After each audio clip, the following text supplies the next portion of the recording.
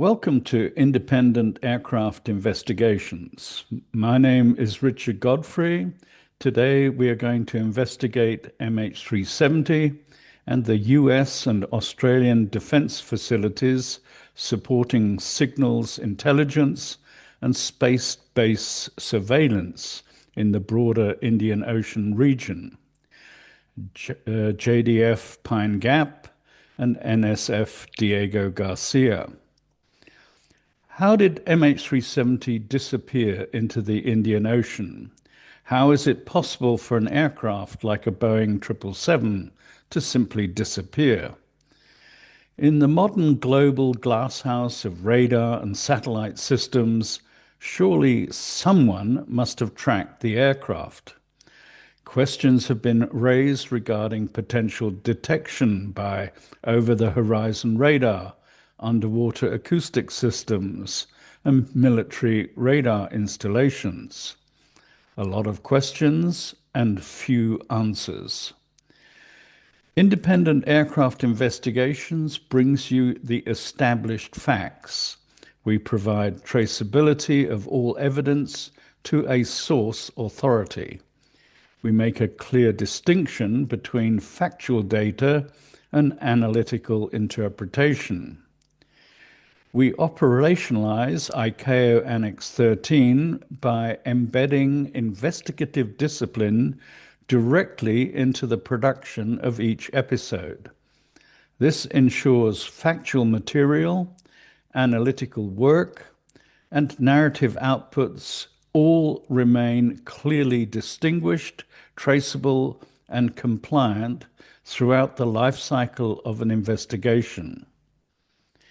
Aviation news is covered on Daily Airline News with Jeffrey Thomas, and that is covered as it happens. This channel is reserved exclusively for in-depth investigations. If you find this analysis useful and want to see future independent investigations, subscribe to the channel and help ensure that this work continues. Some images and animations in this program are computer-generated or stock visuals, and they're used for illustration only. They do not represent the actual aircraft, crew, or recorded flight data unless explicitly stated. You will find the script for each episode together with the illustrations used as a downloadable PDF on my website, mh370search.com. Just have a look under the tab Archive. Subtitles are also available in 12 different languages for each episode. Before we begin, a brief note on methodology. This episode examines capabilities, not confirmed actions. The existence of surveillance systems does not imply they were tasked, that data was collected, or that its significance was recognized at the time. Where evidence is unavailable, we distinguish clearly between established facts and analytical inference. In the previous episode, Military Surveillance, we looked at the capability of JORN, the Australian Over-the-Horizon Radar System.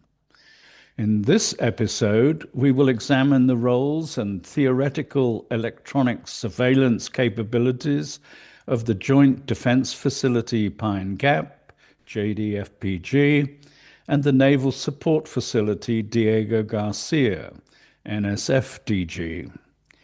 We will provide an overview of US and Australian defence surveillance systems with relevance to the Indian Ocean region and MH370. The Australian and United States governments have made no public statement confirming or denying the detection or tracking of MH370 by these facilities, which are based in mainland Australia and at Diego Garcia, an atoll in the middle of the Indian Ocean. And these facilities support a range of maritime, airborne, space-based, and undersea surveillance functions. JDFPG at Pine Gap is jointly run by Australia and the United States.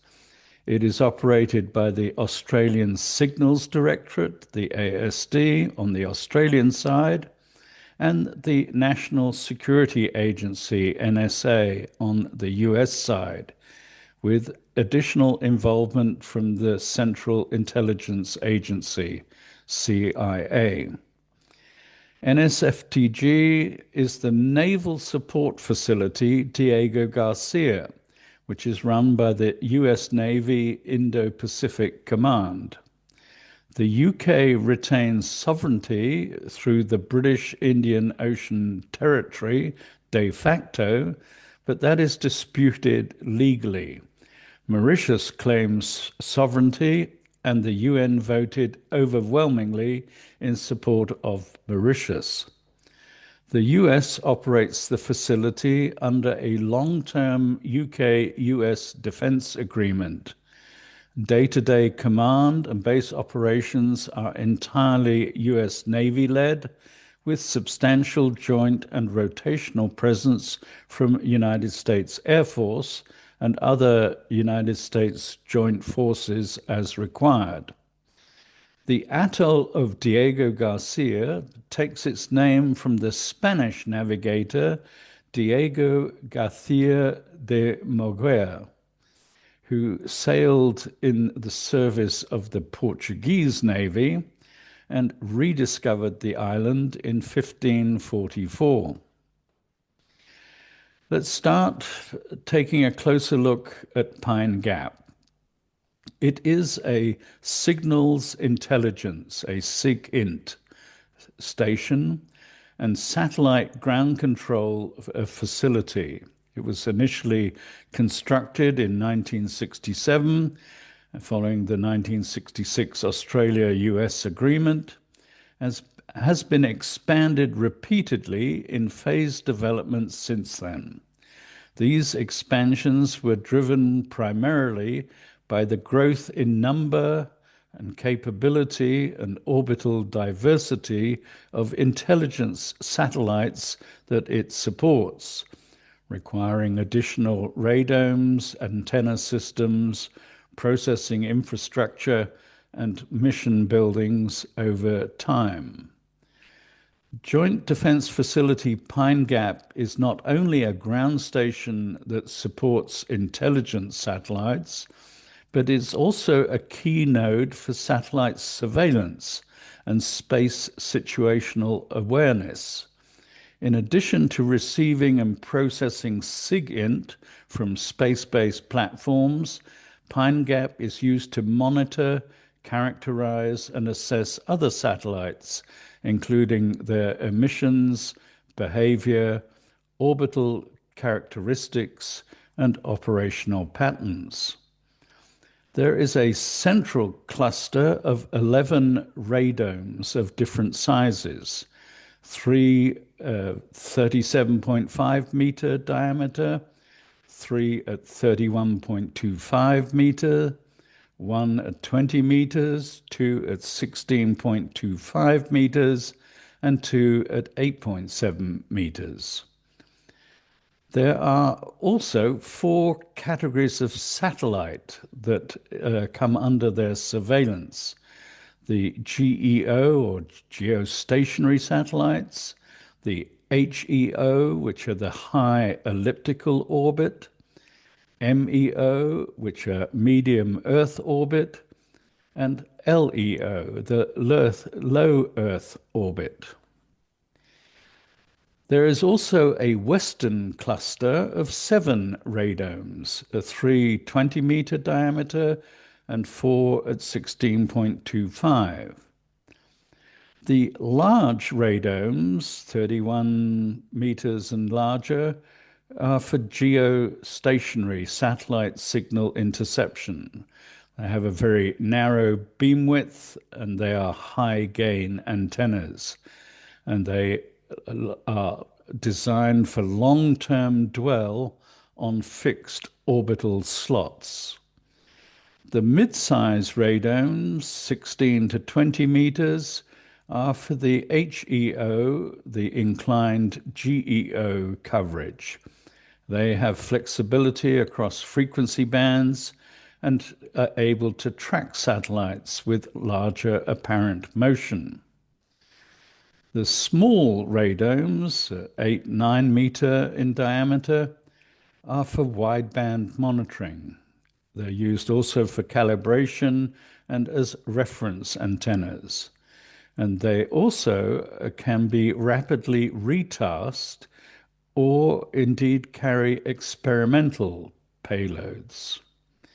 In this context, an experimental payload are ground-based radio frequency sensing systems temporarily deployed to evaluate new frequency coverage, signal detection methods, and satellite surveillance techniques under real operational conditions before integration into the permanent mission architecture.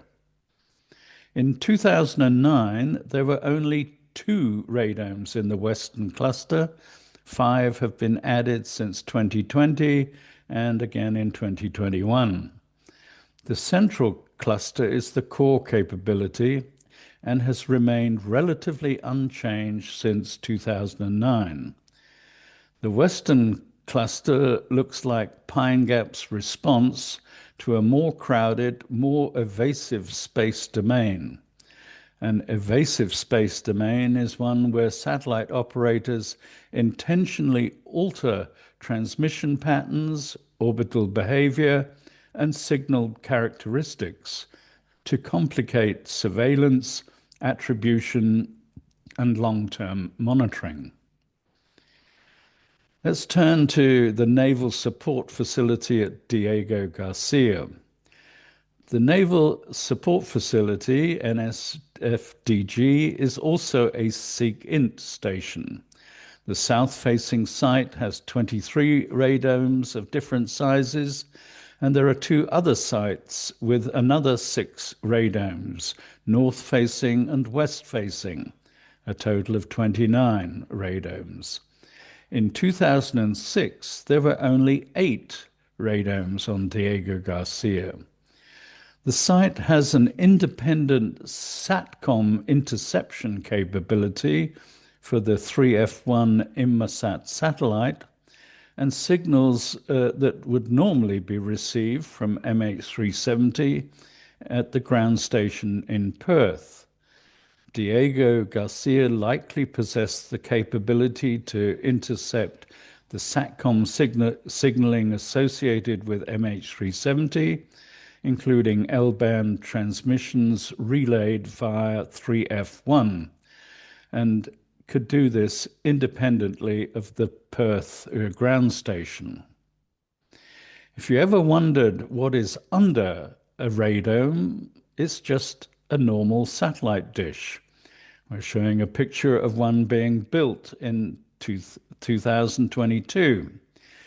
The radome is not just used for keeping out dust and sand from the mechanical systems, but it is used to filter unwanted frequencies.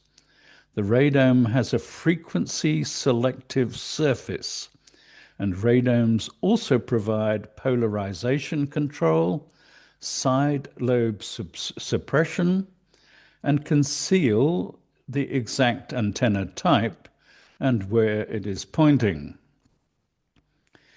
The United States operates a global network of overseas SIGINT collection facilities, and comparable installations exist at RAF Menwith Hill in the United Kingdom and Misawa Air Base in Japan. Although situated on host nation territory, these facilities are operated solely by US agencies, with SIGINT tasking, collection, and processing conducted under US authority.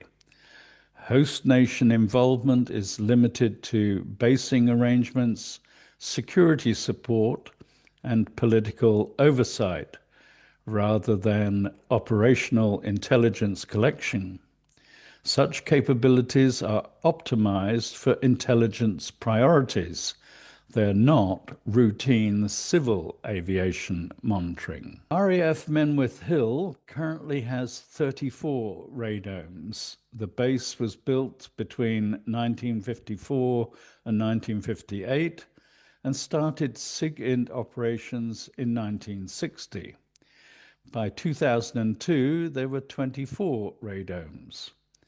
And RAF Menwith Hill constitutes a mature multi-mission signals intelligence installation, integrating legacy large aperture systems for strategic communications interception and missile telemetry, with an expanded population of medium and small radomes supporting adaptive COMINT, communications intelligence, or LINT, electronic intelligence, and space situational awareness functions. Misawa AFB in Japan is another SIGINT station, and it originated in the late 50s as a Cold War intelligence facility and has since evolved into a modern radome-dense installation reflecting a shift towards satellite-based SIGINT and space domain awareness. Misawa Air Force Base currently has 27 radomes, up from 16 back in 2006, with the addition of many smaller radomes. The US global network is connected between Pine Gap, Diego Garcia, Menwith Hill, and Misawa in Japan. The US facility at Buckley Space Force Base in Colorado is then also included, and there are another 16 radomes at the Buckley SFB. The data center is in Utah. The Signals Intelligence Hub is at the NSA facility at Fort Meade, and the US military facility at Fort Gordon. Canada, UK, France, Germany, Japan, Australia, and New Zealand all have their own SIGINT facilities in addition to this US global network. We're showing a diagram of the coverage with a world map, and you can see it is almost complete. And we're showing another diagram with the same map taken from a completely different view from the North Pole. And it gives you perhaps a better impression of the coverage, of course, over Russia, China, and North Korea. In summary, the only states plausibly possessing the broad integrated security, intelligence, and defense surveillance capabilities necessary to independently determine the fate of Malaysia Airlines flight MH370 are the United States, Australia, Russia, and China. Given the depth of Five Eyes intelligence integration, any relevant information held by Australia would almost certainly be accessible to the United States. If Russia or China possessed information indicating MH370's fate, it is likely, though not certain, that the United States would eventually become aware, even if only indirectly, of that information through their intelligence collection, analysis, correlation, or strategic inference. Accordingly, if any state-derived source produced credible evidence resolving MH370's fate, The United States is the most likely country to possess such knowledge. If that knowledge were shareable within alliance and classification constraints, it would reasonably be expected to reach Australia and potentially other Five Eyes partners. Capability does not imply tasking, nor does interception imply timely recognition of significance. In conclusion, I draw the following hypothesis, which is plausible but remains circumstantial. The United States likely intercepted Inmarsat satellite data to and from MH370 and may have been aware, at least in broad terms, of the aircraft's possible flight paths over the Indian Ocean. As reported in episode 335 on Daily Airline News with Jeffrey Thomas, U.S. Navy Boeing P-8A Poseidon aircraft were reportedly dispatched on a search and rescue mission from Diego Garcia on the 8th of March 2014 at 15:12 UTC. The deployment occurred approximately 17 hours and 40 minutes after the Malaysian authorities declared an emergency phase alert, a DETRESFA, for MH370 at 22:32 UTC on the 7th of March 2014. While this sequence of events does not constitute proof of prior US knowledge of MH370's fate, it reinforces the assessment that the United States was uniquely positioned to acquire, integrate, and interpret any decisive intelligence should such information have existed. In the next episode, on the 6th of February, I will be joined by Jeffrey Thomas, and we will be discussing what data is available on the disappearance of MH370 and what data is not available, and what data is still being withheld. So please leave any comments or questions you may have. We will address the key points in the next episode and publish responses on YouTube and on our website, mh370search.com. Thank you very much for watching. Please subscribe for future investigations.